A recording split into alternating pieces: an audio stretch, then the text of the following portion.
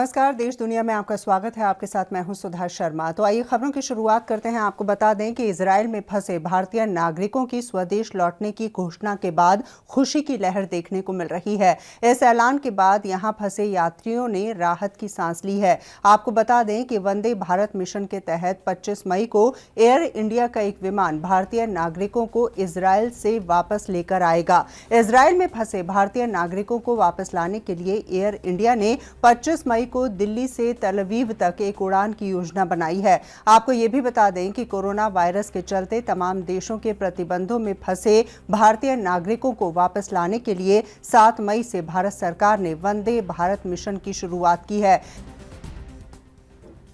और आइए खबरों में आगे बढ़ जाते हैं। आपको बता दें कि न्यूजीलैंड में कोरोना महामारी को नियंत्रित करने के लिए प्रधानमंत्री जैसिंडा की प्रशंसा की जा रही है। 2 दिन पहले वहां लॉकडाउन से छूट देते हुए रेस्टोरेंट और कैफे हाउस खोलने की अनुमति दे दी गई थी। हालांकि छूट के दौरान उन्हें शारीरिक दूरी के नियमों का पालन करना है। इन्हीं नियमों के मद्देनजर जब प्रधानमंत्री अपनी मंगेतर के साथ कैफे हाउस पहुंचे तो उन्हें ये कहते हुए अंदर आने से मना कर दिया गया कि कैफे हाउस में जगह नहीं है। इसके बाद दोनों लौट गए। आपको बता दें कि इसके बाद कुछ मिनटों में जब टेबल खाली हुआ तो कैफे हाउस का एक कर्मचारी दौड़ते हुए बाहर आया, लेकिन तब तक प्रधानमंत्री और उनकी मंगेतर जा चुके थे।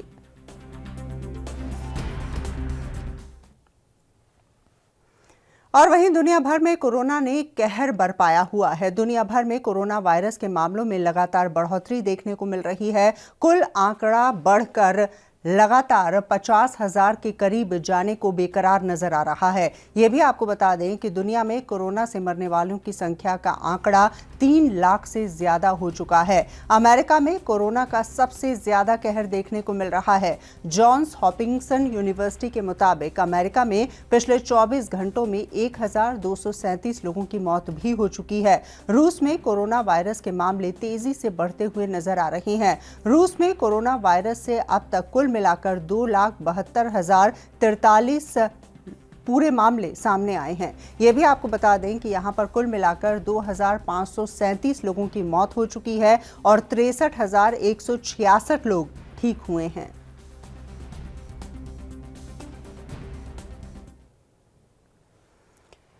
और अब बात करते हैं पड़ोसी मुल्क पाकिस्तान की। जी हां, आपको बता दें कि पाकिस्तान में कोरोना वायरस के मामले लगातार तेजी से बढ़ते हुए नजर आ रहे हैं। इस बीच पाकिस्तान ने ईद की छुट्टियों का ऐलान भी कर दिया है। आंतरिक मंत्रालय के एक नोटिफिकेशन में कहा गया है कि 22 मई से 27 मई तक सार्वजनिक अवकाश रहेगा। इस दौरान सभी तरह के व्यवसाय, सार्वजनिक स्थान, दुकानें बंद रहेंगी। इस अवधि में केवल आवश्यक वस्तुओं की दुकानें और मेडिकल स्टोर खुले रहेंगे। पाकिस्तान के धार्मिक मामलों के मंत्रालय के मुताबिक ईद के चांद की तस्दीक करने के लिए कराची में केंद्रीय रुयत ए हिलाल कमेटी की बैठक 23 मई को होगी। समिति के अध्यक्ष मुफ्ती मुनीबुर रहमान बैठक की अध्यक्षता करेंगे। वहीं दूसरी तरफ पाकिस्तान स्वास्थ्य मंत्रालय के आंकड़ों की अगर बात की जाए तो पिछले 24 घंटों के दौरान पाकिस्तान में कोरोना वायरस के 1,352 मामले सामने आ चुके हैं। और अब बात करते हैं भारत की। जी हां, आपको बता दें कि कोरोना से निपटने के लिए एनडीएमए ने 31 मई तक लॉकडाउन के विस्तार का फैसला किया है। इस बारे में सभी मंत्रालय, विभाग, राज्य सरकारों को पत्र भेजा गया है। साथ ही लॉकडाउन के नियमों का पालन करने के लिए कहा गया है। आपको ये भी बता दें कि एनडीएमए पहले लॉकडाउन को औपचारिक रूप से जारी करने का आदेश वो जारी करता है और फिर राष्ट्रीय कार्यकारी समिति लॉकडाउन के दिशा निर्देशों को फ्रेम करती है। इस बीच लॉकडाउन 4 में घरेलू विदेशी उड़ानों को इजाजत नहीं दी गई है। साथ ही मॉल, स्कूल, कॉलेज सभी बंद रहेंगे।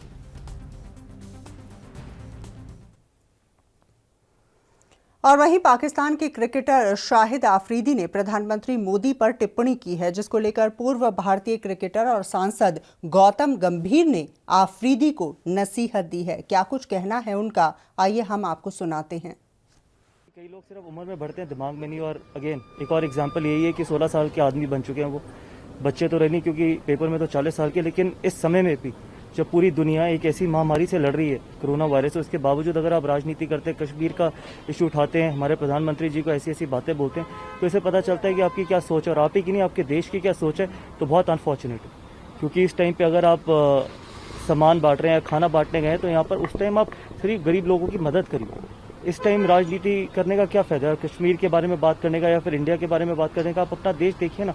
आपके देश में खुद आपके पास पैसा है नहीं, लोग वहाँ पर मर रहे हैं, उसके बावजूद आप राजनीति करें। इसलिए क्योंकि एक ट्रेंड बन चुका है पाकिस्तान में कि अगर आपको पॉपुलर होना है तो फिर इंडिया में हमारे प्रधानमंत्री जी को अजीब अजीब चीज़ें बोलिए, तो बहुत अनफॉर्चुनेट चीज़ है, बहुत अनफॉर्चुनेट है। क्योंकि इस टाइम पर आप देखिए कि पूरी दुनिया एक इतनी बड़ी बीमारी से लड़ रही है, जहाँ पर इकोनॉमिक क्राइसिस होने वाले हैं, हर देश में इकोनॉमिक क्राइसिस होने वाले हैं, इकोनॉमी शार्टर होने वाली है, सारी दुनिया एक तरीके से लॉकडाउन में। उसके बावजूद अगर आप ऐसी एक्टिविटी करते हैं तो फिर आपकी ये सोच दर्शाती है कि उस देश की क्या सोच है, कि कभी आप क्रॉस बॉर्डर टेररिज्म करते हैं, कभी आप आतंकवादियों को भेजते हैं, कभी आप ऐसे बयान देते हैं जब आप मदद कर रहे हैं लोगों की।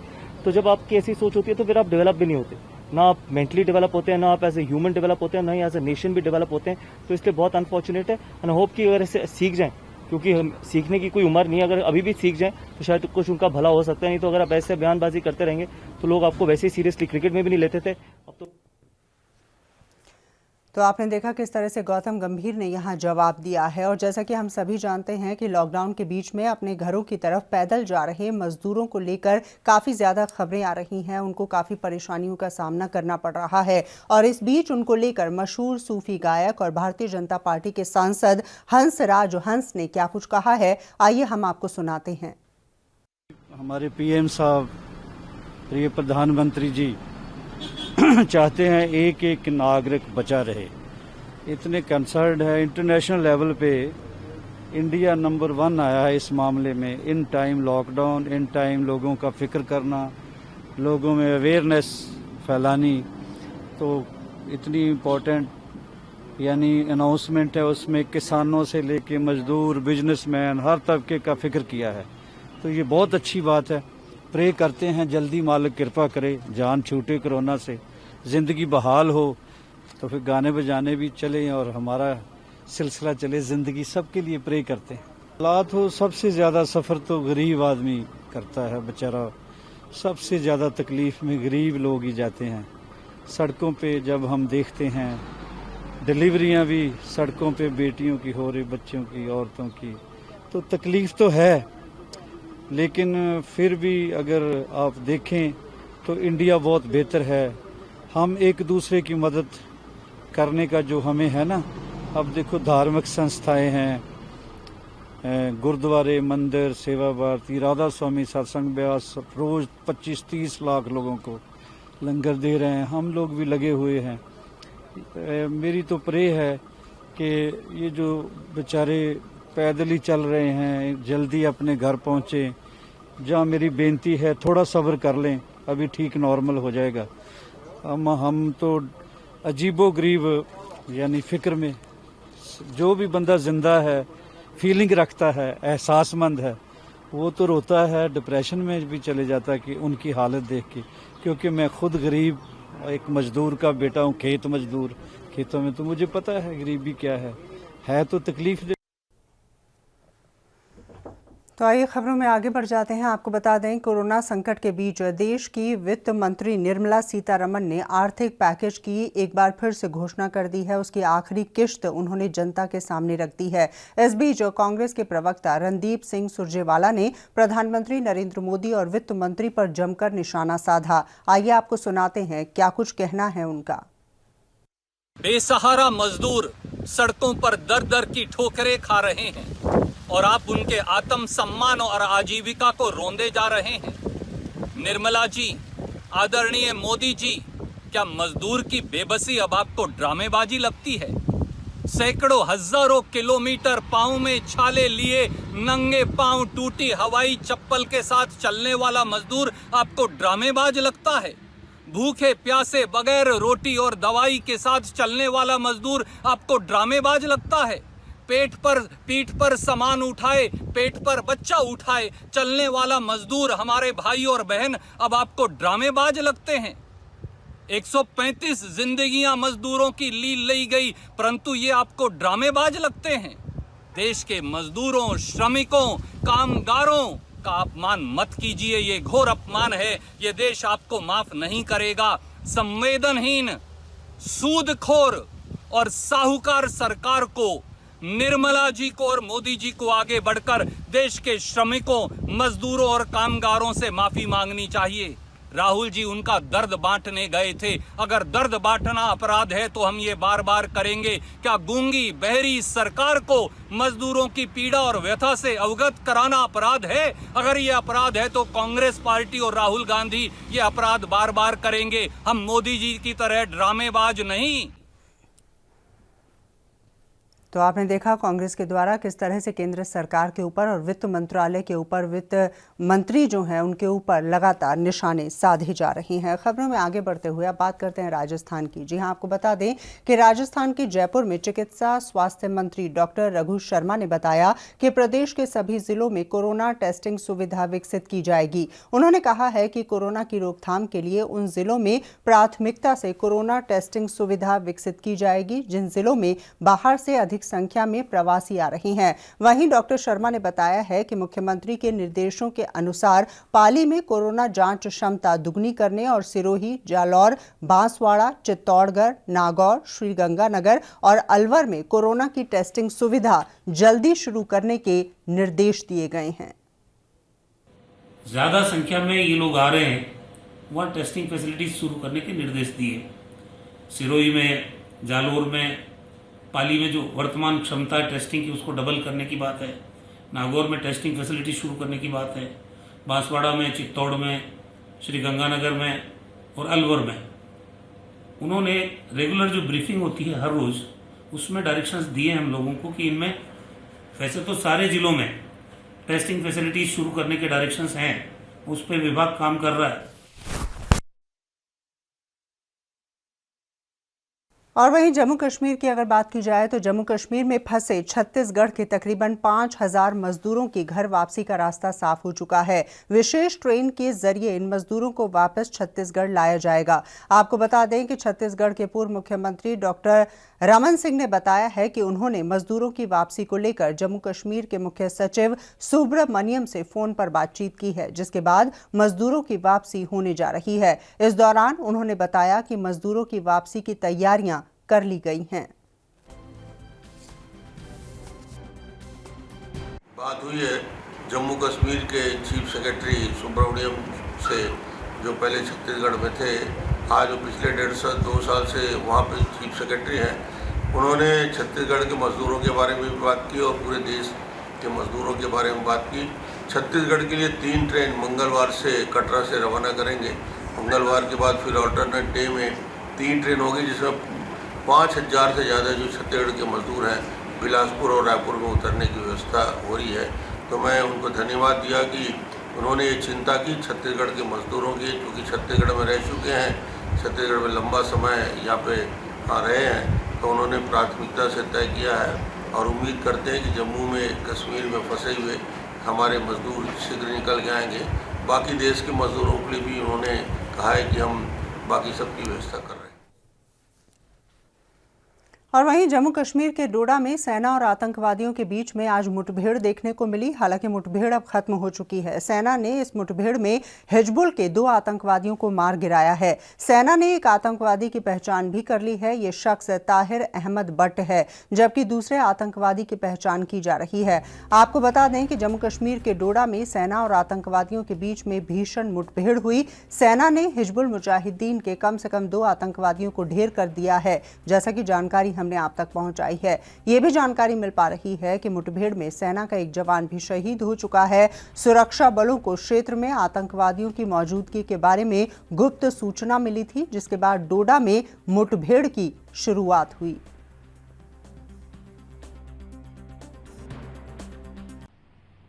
Yesterday night, late at night, we got specific information regarding the presence of terrorists in village Khotra, which is in Tehsil and district Doda. This information was regarding the presence of terrorist Tahir Ahmed Bhatt.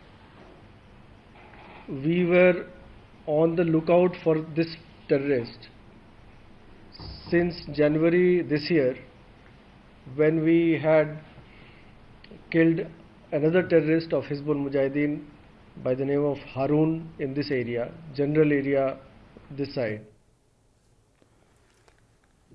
और साथ ही आपको बता दें कि जम्मू कश्मीर के रामबन कस्बे से 3 kilometre पहले जम्मू श्रीनगर हाईवे पर सैरी के पास सड़क निर्माण के दौरान भूस्खलन हो गया। इसके चलते 10 से ज्यादा वाहन मलबे में दब गए। आपको बता दें कि पहाड़ी से अचानक आए मलबे में दबकर 2 लोगों की मौत हो गई और 3 लोग जख्मी बताए जा रहे हैं। इसी कड़ी में अब तक कुछ और लोगों के दबे होने की आशंका जाहिर की जा रही है। वहीं घटना की जानकारी मिलते ही SDRF, सेना, पुलिस और रेड क्रॉस सोसाइटी के स्वयं सेवक मौके पर पहुंचे और रेस्क्यू ऑपरेशन शुरू किया गया।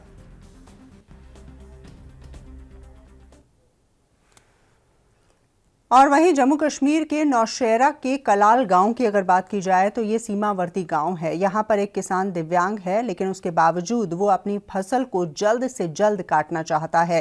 दरअसल एक तरफ कोरोना लॉकडाउन की मार है तो वहीं दूसरी तरफ पाकिस्तान की तरफ से आए दिन गोलीबारी होती रहती है और पाकिस्तान के आतंकवादियों की घुसपैठ करवाने के मकसद से वहां से लगातार गोलीबारी का वो शिकार बनते हैं। ये भी आपको बता दें कि LOC को जिस तरह से पाकिस्तान ने अपना शिकार बना रखा है उसके चलते ये लोग काफी दहशत में हैं और दहशत के साए में जीने के लिए मजबूर हैं। तस्वीरें आप देख सकते हैं किस तरह से ये तमाम किसान हैं जो अपनी फसल काटना चाहते हैं।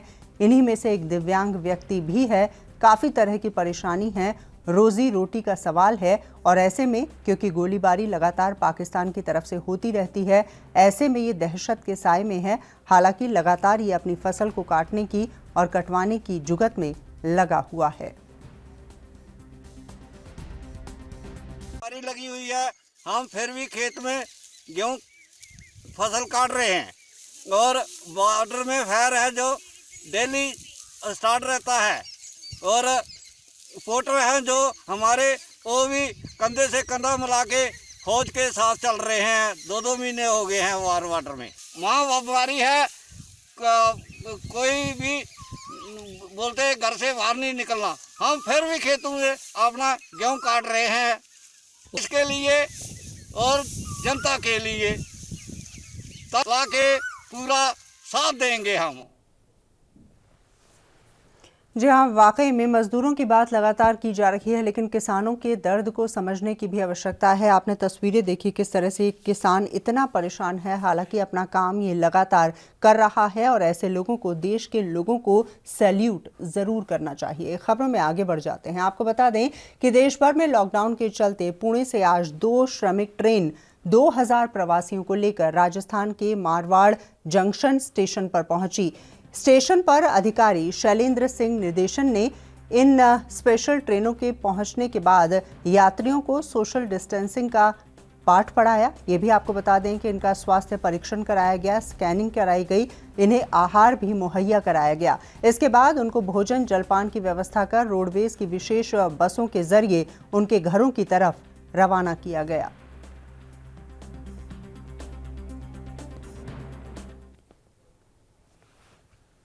और जैसा कि जानकारी लगातार हम आप तक पहुंचा रहे हैं कि लगातार कोरोना काल चल रहा है, लॉकडाउन भी लागू है और वहीं दूसरी तरफ चोरों की अगर बात की जाए तो उनके हौसले काफ़ी ज़्यादा बुलंद नजर आ रहे हैं। ताज़ा मामला राजधानी दिल्ली के बुराड़ी इलाके के चंदन विहार से सामने आया है, जहां चोरों ने एक जनरल स्टोर की दुकान का गेट का ताला तोड़कर चोरी की घटना को अंजाम दिया है और लॉकडाउन के चलते चोर वारदात को अंजाम देकर दुकान के पीछे की दीवार तोड़कर फरार होने में कामयाब रहे हैं। आपको ये भी बता दें कि चोरों ने दुकान से नशे का सामान और नकदी की चोरी की। वहीं सूचना मिलते ही बुराड़ी थाना पुलिस मौके पर पहुंची और जांच में जुट गई है। तस्वीरें आप देख सकते हैं किस तरह से इस पूरी घटना को अंजाम दिया गया और उसके बाद चोर भागने में कामयाब भी रहे हैं। और वहीं पंजाब की अगर बात की जाए तो पंजाब के भटिंडा के मॉडल टाउन फेज 2 के पौश इलाके में पूर्व चीफ इंजीनियर की कोठी में चोरों ने अपना हाथ साफ कर दिया। दरअसल लुटेरों ने बंद कोठी देखकर लाखों की नकदी और गहने लेकर मौके से फरार होने में कामयाबी हासिल कर ली है। यह भी आपको बता दें कि चोरों ने कोठी में लगे कैमरे को भी तोड़ दिया, लेकिन कोठी में 7 कैमरास लगे हुए थे, जिनमें से सिर्फ 6 कैमरास को तोड़ा गया। 7वें कैमरे में आरोपियों की तस्वीर छप गई थी। ये भी आपको बता दें कि पुलिस मौके पर पहुंची और पूरे मामले की जांच में जुटी है। ਇੱਥੇ ਕਰਫਿਊ ਲੱਗੇ ਹੋਏ ਆ, ਪੁਲਿਸ ਅਫਸਰ ਵੀ ਇੱਥੇ ਕਰਫਿਊ ਲੱਗੇ ਹੋਏ ਆ, ਪੁਲਿਸ ਅਫਸਰ ਵੀ ਇੱਥੇ ਰੋਜ਼ ਹੀ ਗਸ਼ਤ ਕਰਦੇ ਨੇ। ਜਿਹੜੇ ਇੱਥੇ ਕੋਈ ਗੱਲ ਨਹੀਂ ਹੁੰਦੀ। ਇਹ ਰਾਤ ਨੂੰ 3:15 ਤੇ ਕੋਈ ਚੋਰ ਆਏ ਨੇ, 6 ਕੈਮਰੇ ਸੀਗੇ, ਉਹਨਾਂ ਨੂੰ ਇਹਨਾਂ ਨੇ ਤੋੜ ਕੇ ਇੱਕ ਕੈਮਰਾ ਰਹਿ ਗਿਆ, ਉਹਦੇ 'ਚ ਇਹ ਕਹਿ ਰਹੇ ਨੇ ਕਿ ਉਹਦੀ ਫੋਟੋ ਆਈ ਵੀ ਹੈ 3:15 ਤੇ 13 ਤੇ 14 ਤਰੀਕ ਨੂੰ ਇਹਨਾਂ ਦੇ ਚੋਰੀ ਹੋਈ ਹੈ। ਕਿੰਨਾ ਕੁ ਲੱਗਦਾ ਤੁਹਾਨੂੰ? ਕਿੰਨਾ ਮੇਰੇ ਹਿਸਾਬ ਨਾਲ ਇਹਨਾਂ ਦਾ ਗੋਲਡ ਵੀ ਗਿਆ, कैश भी गया, मेरे हिसाब ਨਾਲ करोड़ रुपये का। और वहीं हरियाणा के फरीदाबाद की अगर बात की जाए तो कोरोना के प्रति लोगों को जागरूक करने के लिए हरियाणा के फरीदाबाद जिला प्रशासन ने अनोखी तरकीब यहां पर सुझाई है। तस्वीरें आप देख सकते हैं। जिला प्रशासन ने यमराज के रूप में एक व्यक्ति को सड़क पर उतार दिया और लोगों को जागरूक करने की कोशिश कर रही हैं। ये भी आपको बता दें कि फरीदाबाद शहर में छठी मौत और 147 संक्रमित होने के बाद आज मिशन जागृति मंच संस्था और ट्रैफिक पुलिस ने सड़कों पर यमराज के रूप में उतरकर लोगों को चेतावनी दी है। यहाँ पर लगातार लोगों को जागरूक करने की कोशिश की जा रही है। रिस्पेक्ट ऑल की बात कही जा रही है और मैंने प्रशासन की बात नहीं मानी है और इसके चलते मुझे ये खामियाजा भुगतना पड़ रहा है। ये तमाम तरह के पोस्टर्स इस वक्त आप अपने टेलीविजन स्क्रीन पर देख पा रहे हैं। हरियाणा की ये तस्वीरें हैं जहां पर अनोखे तरीके से लोगों को जागरूक किया जा रहा है।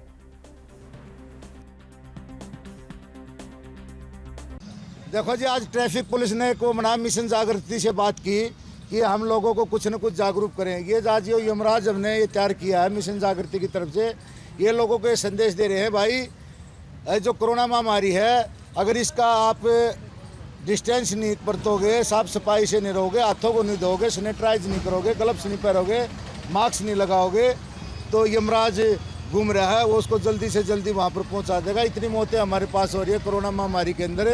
अगर इस पर बंदिश नहीं लगाई, घरों से निकलना कम किया, काम से ही निकलो, जब भी बच सकते ना। तो यमराज हमारे साथ घूम रहा है, सूंघ कर ठाण लग रहा है। तो आपने देखा कोरोना वायरस की स्थिति कितनी भयानक होती हुई नजर आ रही है। इतने सारे मामले पूरे देश में देखने को मिल रहे हैं और इस बीच जैसा कि जानकारी हमने आप तक पहुंचाई है, लॉकडाउन 4 की घोषणा भी हो चुकी है और ऐसे में सचेत रहने की आवश्यकता है। एएनबी न्यूज़ के माध्यम से लगातार हम अपने तमाम दर्शकों को ये भी कह रहे हैं कि घरों में रहें, सावधान रहें और कोरोना वायरस को उन्हें हराना है। और चलिए इसी के साथ फिलहाल के लिए बस इतना ही। दीजिए इजाजत। नमस्कार।